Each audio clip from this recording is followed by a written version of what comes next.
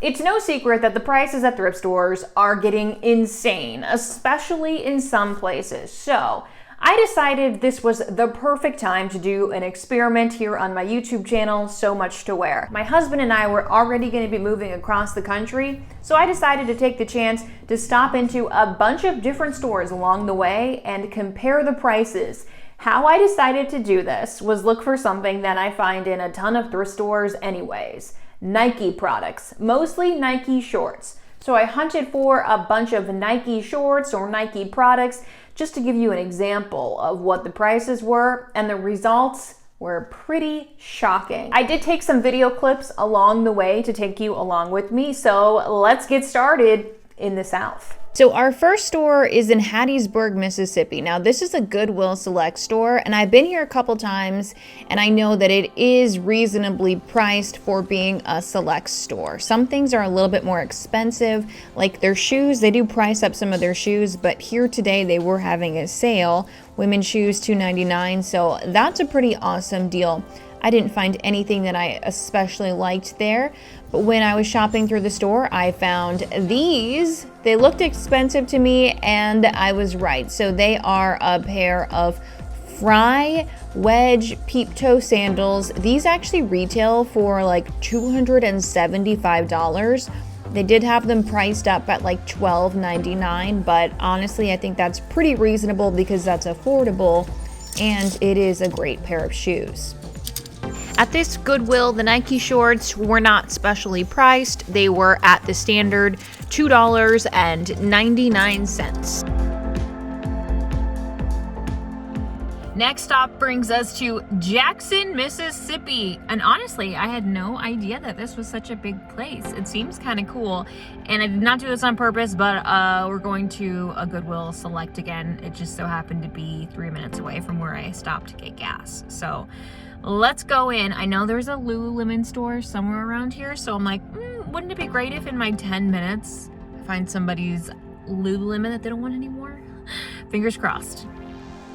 So in case you're wondering, the select stores are actually supposed to be the nicer stores with the better items. I don't even know if I really believe that a lot of the time, but in this case, they did have a pair of Miss Me jeans right by the door. These were priced for $25, so they're very aware of the worth of Miss Me jeans. Definitely not for me, but I just wanted to show you how they were pricing some of these basic, highly known, in-demand items. But after that, I did go look at the shorts. The shorts here were $4, and I found a lot of different brands, a lot of kind of not exciting brands, but here is a pair of Athleta shorts. So those are $4. Crazy print. Comment down below and let me know if you would like a pair of shorts like this. And then I continued looking, and I could not believe this. I pulled this out and I thought I was maybe hallucinating. It's Lululemon shorts, just like I had hoped for before I went into the store. I was just super excited about these. These only cost $4. So I am shocked at how that worked out. I cannot believe that. This must be some kind of law of attraction thing. I walked out of there with some black Lululemon shorts for only $4. I can't believe this. I can't believe this. I always look at the hardware and the zippers first when I can feel a pair of shorts that seems like it's good quality. And I saw this and I was like, is this possible? This is possible. The only thing that's the slightest bit off is it's one size away from mine, but it's a size bigger, so I can definitely wear it. And I have been looking for these literally my entire thrifting career. I am so excited. So our next store is in a suburb outside of St. Louis, and I went through the doors and realized that we are now in the world of individually pricing things. Like I said before, in my experience, when things are individually priced, that's when things start to get a little bit more expensive. Not always, but just like I told you, I was looking for some Nike shorts just to do a little bit of a price comparison here, and it didn't take me long before I found a couple pairs, and these were both priced at $6. So we went from $3 to $4 to $6 now for a pair of Nike shorts. So we're starting to get a little bit up there in the prices.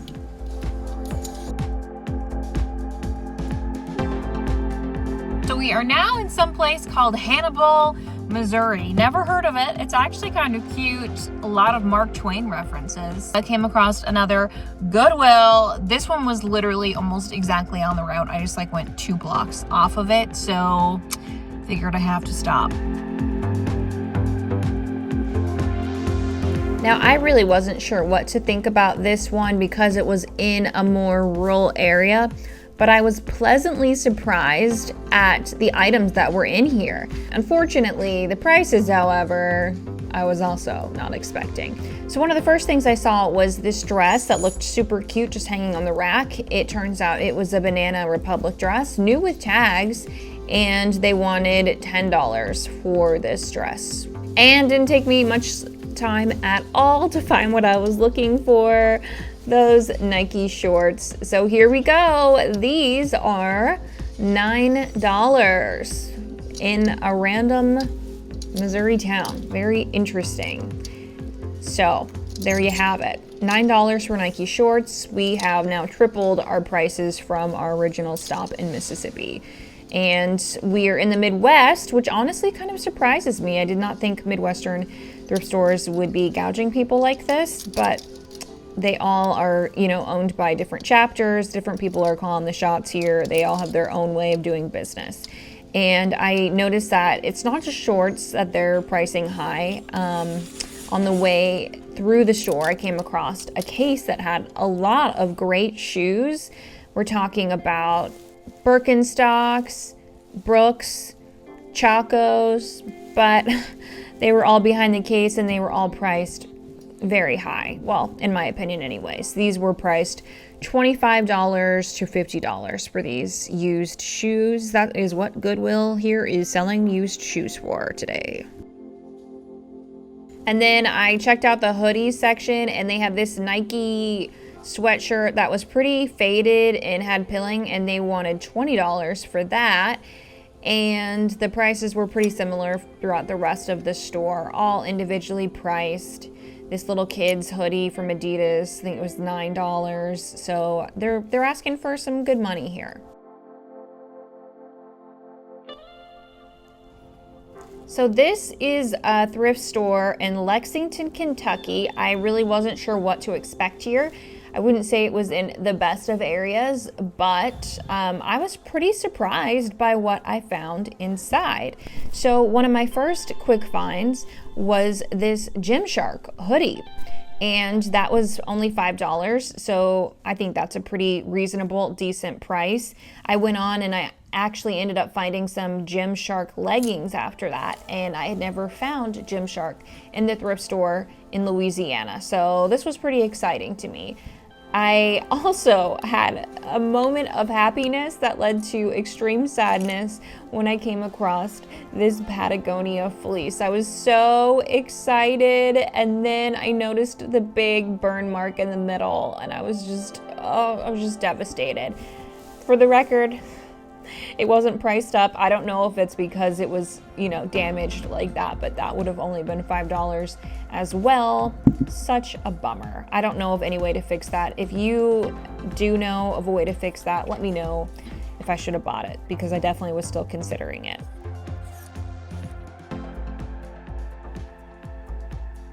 And next stop, we are getting away from the Goodwills and we're going to the DAV thrift store in Wichita, Kansas. They had some fun stuff at the store. Check out this cat and dog t-shirt, dress, sleeping thing. So cute.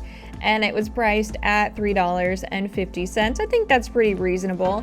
I found this blanket for $7 that I am planning to do some DIY upcycles with here on my channel. So stay tuned if you're interested in seeing how to create any of your own quilted clothes creations, that kind of thing. I'll have a video coming up in the next couple of weeks about that. They had these Keen kids hiking sandals. These I believe were just $3, so very reasonably priced right there. And then these fuzzy mules really caught my eye, and I flipped it over and realized it's Free People, and they only had them priced at $4.48. Pretty great price for those. And my husband really enjoyed looking at this thrift store too. They had a bunch of older games. Apparently he loved this electronic playground. Comment down below if you know what this is. I do not. The game, for the record, was only $4, so that was pretty reasonably priced too. My last stop was a Portland area Goodwill. I was nervous about what the prices were going to be here, and I guess you could say I was right to be nervous. I found this pair of Dr. Scholl's shoes priced for $20. These are nothing special. $20 for Dr. Scholl's shoes. Thanks, Portland Goodwill. I don't know what to say about that.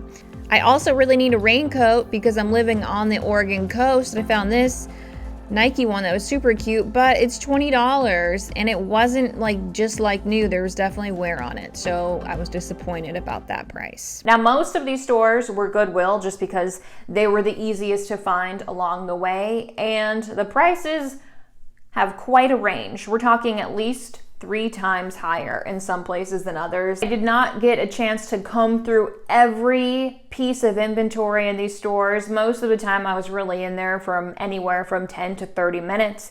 So this is very surface level, but the investigation did shock me because I assumed that the higher prices would be in the higher populated areas.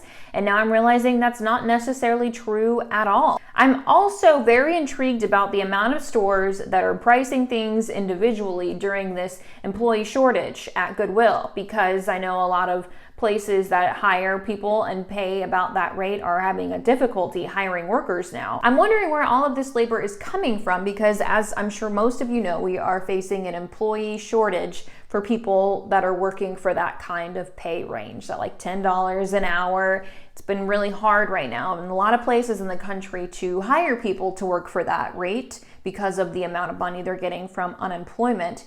So it's interesting to me that they've been able to still maintain those individual pricing strategies even though they don't have as many people on the back. And I'm wondering, are they able to get through as much inventory? What's happening to the inventory that they aren't able to get through if that's the case? It's all very intriguing to me. And as an investigative journalist for 10 years, I've started to dig into the actual numbers from Goodwill because they are a nonprofit, so they do have to make some of their financial information public. You just need to know where to look for it. So if you're interested in finding out more about what I found out, which is pretty shocking and cringy, please subscribe to my channel, hit like on this video. Let me know what you think about this whole pricing strategy, the different locations. Do you think it's fair that some of these places are charging so much money for their items? I love to keep all of your comments and feedback in mind, and especially if you have any specific questions about how Goodwill is making and spending their money, I would love to focus on that in my upcoming video. So please let me know what you think in the comments, and I'll definitely take a look and get back to you. Thank you so much for watching this video all the way through. I truly appreciate it, and I hope that you guys have a great rest of the day.